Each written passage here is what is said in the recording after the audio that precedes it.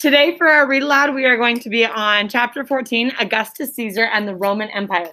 I would like you to follow along in the reading today on page 116.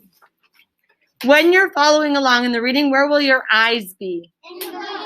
In the book. Will you be playing with water bottles and pencils and paper and things around you? No, you're going to have your eyes in your book and following along. So we're starting on page 116 today.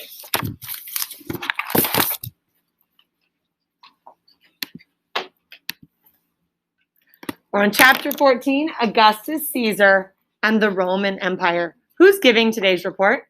Mrs. Today it's Mrs. T12. Who do you notice in that picture? We see Cleopatra, right? So we know Cleopatra is going to come back into play again. Okay. During his life, Julius Caesar had a few close friends, and the closest of which was Mark Antony. Mark Antony was a general under Julius Caesar and helped in conquering of Gaul. Julius Caesar did not have any sons that could take over his position as emperor of Rome. In his will, Julius Caesar adopted his 18-year-old nephew, Octavian. So Octavian, I said it wrong. Octavian, as his own son. After Caesar's death, Mark Antony and Octavian worked together to fight against Julius Caesar's enemies and resolve some of the conflict in the empire, at least for a while. So right after his death, who's working together? Anthony and Mark. Mark Antony and Octavian. Turn and tell your neighbor who, in relation to Julius Caesar, who are Mark Antony and Octavian? What do we read about them?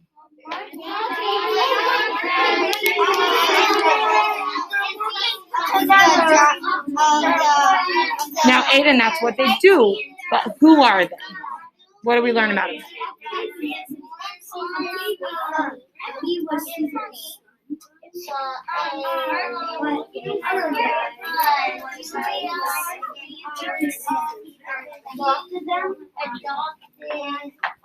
Yeah. 3, 2, 1. Who is Octavian to Julius Caesar? Kyler. His son. Kind of. How did he become his son? By Julius Caesar adopting him. Julius Caesar adopted him, right? It's actually his nephew, but he adopted him as his own son. Why do you think someone would do that? Charlie. So, like, when Julius Caesar died, his son could take his place. Yep, you're letting your blood take your own line, right? You're not letting someone random step in. He's kind of picking who would take over after him. Does that kind of make sense? Yeah. So then who is Mark Antony to Julius Caesar? Joey. He is one of his close friends. It's one of his close friends. It's a general in the army and a close friend. Together, they're working to make peace in Rome, right? They're trying to smooth things over a little bit. Perfect. Mark Antony took it upon himself to make sure Rome and Egypt continued to be allies. What happened in Rome last time we were reading? What happened in Rome? Or not happened in Rome. What happened in Egypt last time we were reading? Brock, what happened in Egypt? Julius Caesar was helping Cleopatra. To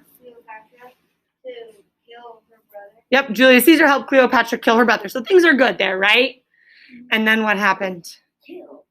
Not yet. When he's there, what happens? He falls in love, right? So Mark Antony took it upon himself to make sure Rome and Egypt continued to be allies, because Rome needed to keep importing Egypt's wheat. Plus, Cleopatra's Egypt was a rich and powerful country with a strong army. Not as powerful as Rome, but still an important force in the Mediterranean area with which to have an alliance. Just as Julius Caesar had done, Mark Antony fell in love with Cleopatra. And she fell in love with him. So at least Julius Caesar fell Right. in love with In fact, they became one of the most famous couples in history. William Shakespeare, the playwright you heard about earlier, wrote the play Julius Caesar. And he wrote a play about the couple titled Antony and Cleopatra. Mark Antony and Cleopatra became allies in a struggle for power with Octavian. So now we've got Cleopatra and Mark Antony, and now who are they going against? Octavian. Who do you predict will win? Octavian. That's right. Even though Mark Antony and Octavian had worked together in an alliance to end Rome's civil war, they eventually became enemies. This is like a reoccurring theme, right? Pompey and Julius Caesar, Octavian and Mark Antony, and they're all working together, and then they're like, oh, I hate you. Oh, great. Next page. I'll wait. Yes, Casey, thank you for being respectful with your hand up. I think it's Mark Antony. Antony, maybe. Maybe. Probably Mark Antony. I don't guess I need to pronounce that correctly. Thank you. Octavian won the war against Mark Antony. Thank you, we'll say it that way. And Cleopatra. So who won? Mark Antony. Nope. Octavian won the war against Mark Antony and Cleopatra. So who won? He went on to become the most powerful Roman leader at the time, with influence over the senators and generals. Octavian served as consul and proconsul and a number of other important roles, becoming a true Roman war hero, just like his predecessor, Julius Caesar. Octavian managed to make more friends than enemies, unlike Julius Caesar. Julius Caesar made a lot of enemies, didn't he? Yeah. Octavian did a better job of making friends. So he was so popular and powerful that the Senate gave him a new name, Augustus, which in Latin means illustrious one. And remember, we read illustrious meant like super famous, right? He's the illustrious one. Augustus Caesar was presented the same award as his predecessor for his bravery, the civic crown. Today, Augustus is remembered as Emperor Augustus Caesar. He took the name Caesar in honor of Julius Caesar, his predecessor and adopted father. Augustus Caesar was considered the first Roman emperor, which means he had a lot of power and influence over Roman politics. Under his leadership, Rome was no longer called the Roman Republic. Instead, from the time of Emperor Augustus Caesar onward, it would be called the Roman Empire. Whether he was called a consul, dictator, king, or emperor did not matter. The fact was that Augustus Caesar was the most powerful man in Rome. Many soldiers and generals throughout most of Rome's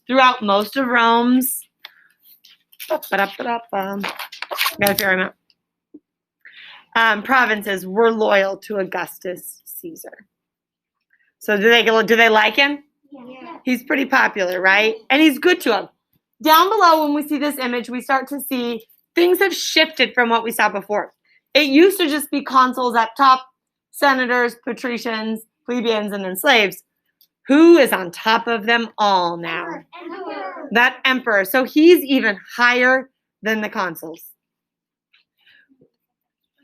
You didn't even think that was possible, did you? They got rid of Julius Caesar because they were afraid he was going to try and be what? King. And then now, here, his son is basically, but he's an emperor. So is he a king? No. But he's nice of it. We'll keep reading to find out.